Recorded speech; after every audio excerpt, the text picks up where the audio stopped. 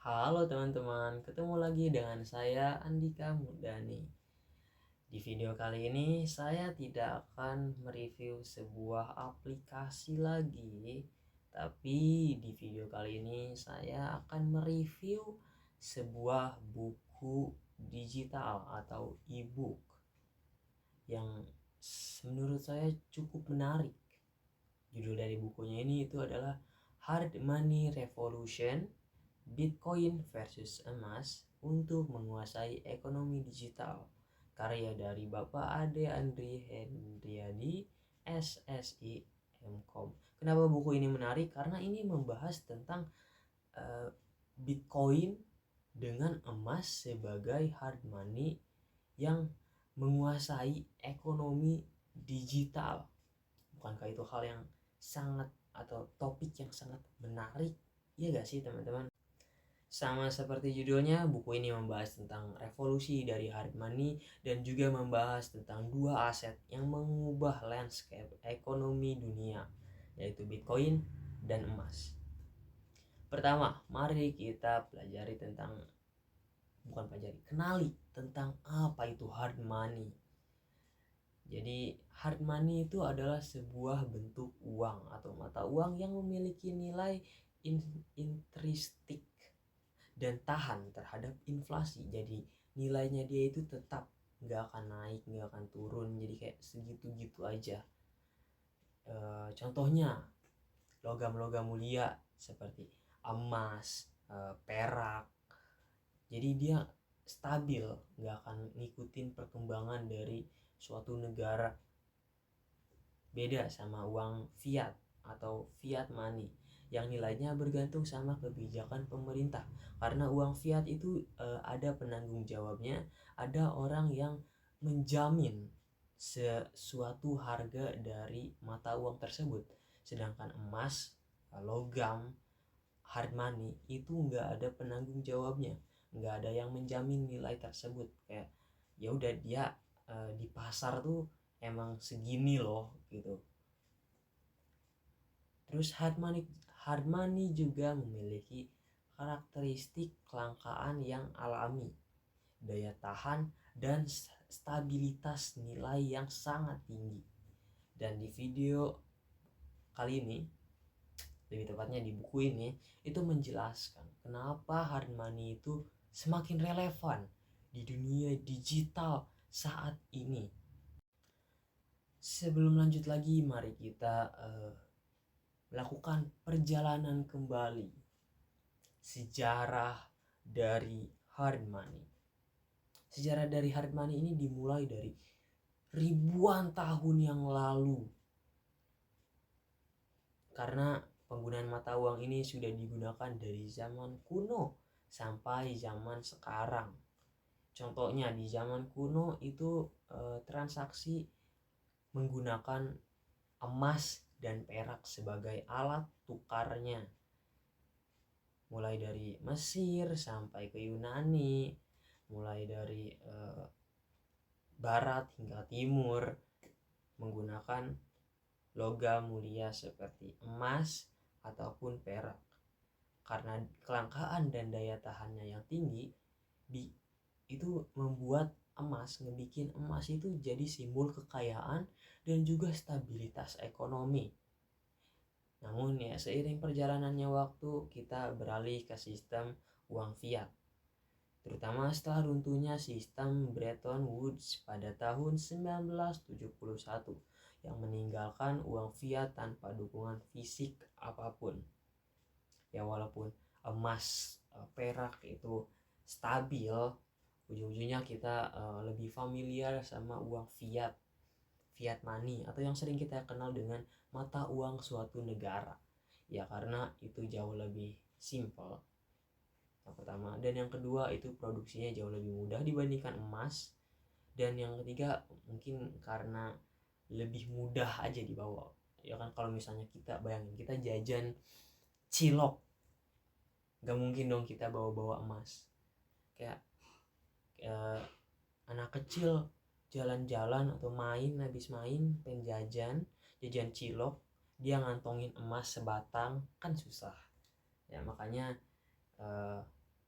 masyarakat saat ini lebih memilih menggunakan fiat money karena ya lebih mudah untuk dibawa kemana-mana aja, lebih mudah untuk bertransaksi menggunakan fiat money.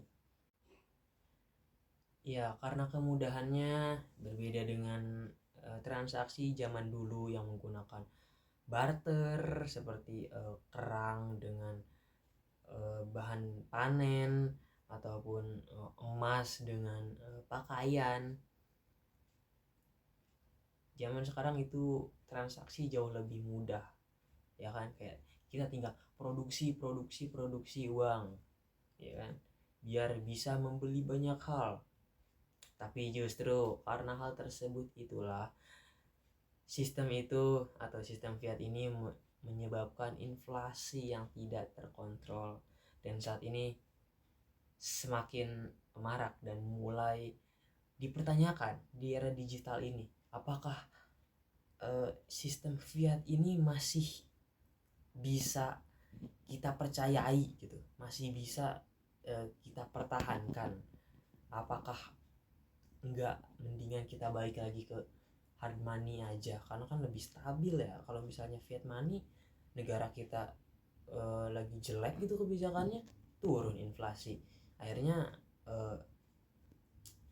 hasil tabungan kita gitu, misalnya kita berinvestasi menggunakan rupiah, terus rupiahnya melemah, ujung-ujungnya kita merugi. Jadi di era digital ini mulai dipertanyakan nih, apakah kita masih bisa mempercayai uang fiat ini dibandingkan dengan hard money. Oleh karena itu, ada seorang jenius dari Jepang bernama Satoshi Nakamoto pada tahun 2008 memunculkan sebuah hard money baru bernama Bitcoin. Kemunculan Bitcoin ini menawarkan solusi untuk masalah-masalah yang ditinggalkan oleh sistem fiat. Ya karena kekhawatiran itu, kayak fiat ini masih bisa dipercaya gak sih? Akhirnya muncul seorang jenius yang memperkenalkan hard money digital pertama di dunia. Beda dengan emas, Bitcoin ini adalah aset digital yang terbatas pada 21 juta unit, yang menjadikannya sangat langka dan terjaga dari inflasi. Dengan sistem desentralisasi dan kriptografi, Bitcoin dapat dipindahkan dengan cepat, aman, tanpa bergantung pada otoritas pusat. Beda sama emas ataupun uang fiat.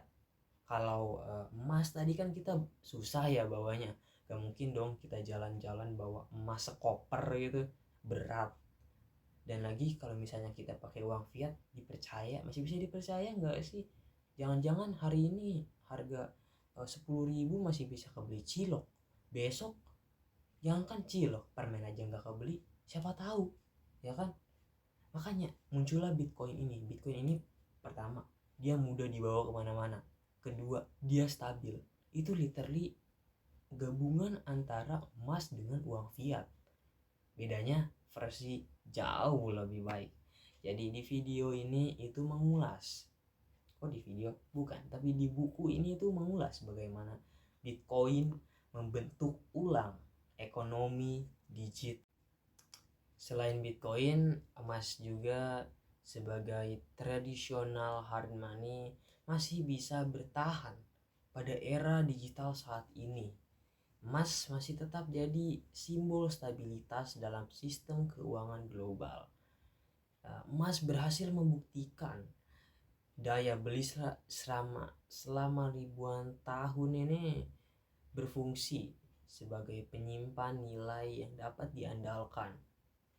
Ya walaupun ada tantangan dalam penggunaannya pada era digital saat ini yang serba digital, ya kan, gak mungkin kita datang ke misalnya beli geprek gitu ngasih emas, kan aneh gitu ya kan. Seringnya kan kita pakai QRIS gitu ya kan.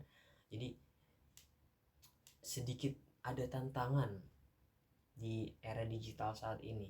Nah di buku ini itu membahas tentang kenapa dan bagaimana emas ini masih bisa memegang peran penting dalam strategi diversifikasi portofolio investasi. Jadi saat ini emas ini udah bukan dijadikan sebagai alat tukar atau daya tukar, tapi dijadikan sebagai alat investasi. Di buku ini membahas tentang hal tersebut. Ya, selain dijadikan sebagai alat investasi oleh warga atau oleh kalangan biasa seperti masyarakat gitu, kita semua, emas ini masih bagian penting dari kebijakan moneter global karena banyak di bank sentral seperti yang dilakukan oleh Cina dan Rusia, yaitu mereka meningkatkan cadangan emas mereka biar mereka tidak ketergantungan dengan Amerika Serikat, dengan dolar atau fiat money-nya Amerika Serikat. Emas ini masih memiliki nilai intrinsik dalam industri seperti perhiasan dan juga elektronik yang menjadikannya tetap relevan dalam ekonomi modern. Jadi walaupun dia udah nggak dipakai jual beli antar negara, emas ini masih dipakai sebagai alat cadangan ya.